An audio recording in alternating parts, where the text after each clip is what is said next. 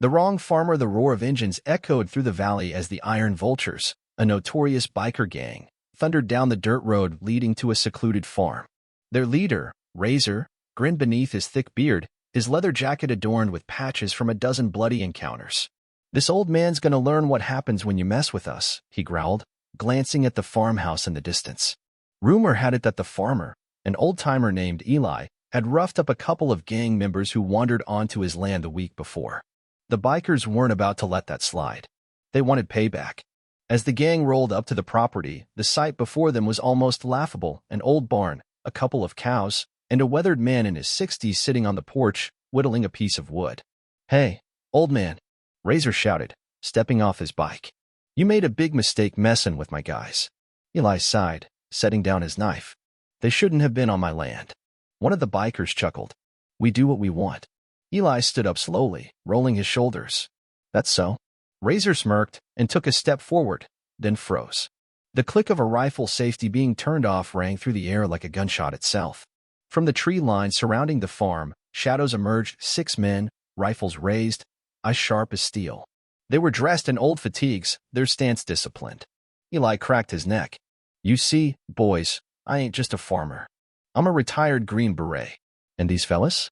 They're my old unit. We like to keep busy out here." Razor's bravado wavered as he noticed the calm, controlled expressions on the men surrounding them. These weren't just farmers. They were killers who had survived wars. "You made a mistake," Eli said, lifting his rifle. "Now, drop your weapons, or we'll be fertilizing my crops with biker blood." Razor gulped. All right. We're leaving." The bikers didn't hesitate. They backed away, hopped on their bikes, and roared off without looking back. Eli smirked, watching them disappear over the hill. He turned to his men. "Beer." They chuckled. "Hell yeah." And just like that, the farm was peaceful once more. The Iron Vultures didn't go far. Less than a mile down the road, Razor pulled his bike over, kicking up a cloud of dust. His gang skidded to a stop beside him, faces red with humiliation. "That old man made us look like punks," growled Bull, a towering brute with fists like cinder blocks. Razor's jaw clenched. "Yeah, but we ain't gonna let it slide. We just need a plan." Viper, their wiry and cunning scout, smirked. "We hit him at night. They won't see us coming." Razor nodded, but deep down, something gnawed at him. That farmer and his men weren't ordinary country boys. This wasn't going to be easy. Nightfall at the farm, Eli sat on his porch, sipping whiskey under the moonlight. He knew the bikers weren't gone for good. Men like that didn't take humiliation lightly. Inside the house, his old unit, 6 battle-hardened veterans, cleaned their weapons. "Think they'll come back?" asked Boone, a wiry man with scars running down his arms. Eli chuckled, lighting a cigar. "I'd bet my best rifle on it." From the shadows, a pair of eyes glowed in the dark. Eli's German shepherd, Tank, let out a low growl. He smelled trouble. Eli grinned. "That's our cue, boys." He flicked a switch inside the house. A set of motion-activated floodlights snapped on, bathing the farm in white light. A dozen shapes crouched near the fence line. The bikers had returned, armed with chains, bats, and knives. "Damn it," Razor cursed, shielding his eyes from the sudden glare. A gunshot cracked the night air. The ground near Razor's foot exploded, sending up a spray of dirt. "Next one's in your kneecap," Eli's voice rang out. "Drop your weapons and crawl back to your bikes, or we do this the hard way." The gang hesitated. Bull, furious, charged forward, only to be yanked off his feet by a tripwire. He crashed hard, knocking the wind out of him. "Guess we're doing this the hard way," Eli muttered. His men moved like ghosts, flanking the bikers with precision. In seconds, the gang found themselves surrounded, hands up, completely outmatched. Razor swallowed hard. "All right, we surrender." Eli stepped forward, rifle slung over his shoulder. He bent down, picking up a biker's knife. "You boys ever hear the saying, 'Live by the sword, die by the sword'?" He mused, flipping the knife in his hand. Razor nodded quickly. Yeah, we get it." Eli gave them a long, hard look. Then he tossed the knife into the dirt at Razor's feet.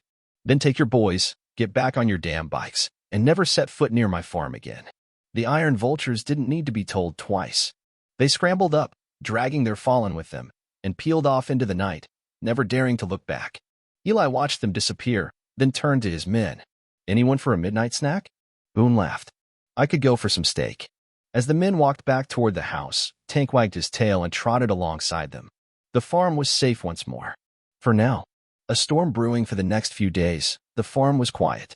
Too quiet. Eli didn't trust it. The iron vultures had slithered away, humiliated. But men like that didn't just forget. They were licking their wounds, plotting. One evening, Boone was cleaning his rifle on the porch when he noticed something strange. No crickets, no owls, just eerie silence. His gut twisted. Something was coming. He stood up, scanning the tree line with sharp, veteran eyes. Then he saw it. A glint of metal. The faintest movement in the brush. Boone's heart thudded. They were back. The ambush before Boone could sound the alarm. The night exploded. Boom. A massive fireball erupted from the barn. The shockwave rattled the house, sending a plume of fire and debris into the sky. The gang had planted explosives. We're under attack. Boone bellowed, grabbing his rifle. From the darkness, headlights flicked on dozens of them. The vultures weren't playing around this time. They had reinforcements. Trucks, bikes, and men armed with shotguns, Molotovs, and bad intentions roared toward the house. Eli stormed onto the porch, shotgun in hand. His men were already in position, crouched behind sandbags and overturned tractors. We finished this now, Eli growled. He raised his rifle and fired the first shot. The Battle of Hollow Creek farm bullets ripped through the night. Muzzle flashes lit up the farm like fireworks. The vultures charged in, hollering and firing wildly. But Eli and his crew weren't just farmers, they were warriors. Boone dropped one biker with a clean shot to the shoulder. Jax, the team's demolitions expert, hurled a homemade flashbang, stunning 3 more. Eli blasted a shotgun round into the front tire of an approaching truck, sending it veering into a ditch. But the bikers kept coming. A Molotov sailed through the air, crashing against the farmhouse. Flames crawled up the wooden walls. We're losing ground, Boone shouted. Eli clenched his jaw. He had one more trick up his sleeve. Fall back to the shed, he ordered. His men sprinted toward an old tool shed near the back of the property. The bikers, thinking they had the upper hand, rushed after them. Big mistake. The shed's doors burst open, revealing a mounted M240 machine gun. Jax grinned as he yanked the trigger. The machine gun unleashed hell. Bikers dived for cover, bikes exploded, and men scattered like rats. Razor, crouching behind a fallen log, realized they had underestimated the old man again. Fall back. Fall back, he screamed, dragging Bull, who had taken a bullet to the leg. The iron vultures scrambled for their remaining bikes, barely escaping the storm of lead. Eli let out a long breath as he watched the last of the gang disappear into the night. It was over. Aftermath by dawn, the farmhouse was still standing, battered but unbroken. Smoke curled from the wreckage of the barn, but the farm itself had survived. Eli stood at the edge of his property, Tank sitting faithfully at his side. Boone walked up, shaking his head. Think they'll be dumb enough to try again? Eli smirked, adjusting his hat. Doubt it. If they do, we'll be ready. Jack stepped out of the shed, wiping soot from his face. So, breakfast. Eli chuckled. Steak and eggs. The men laughed, heading inside as the sun rose over Hollow Creek Farm. The wrong farmer? No. The last farmer they'd ever mess with.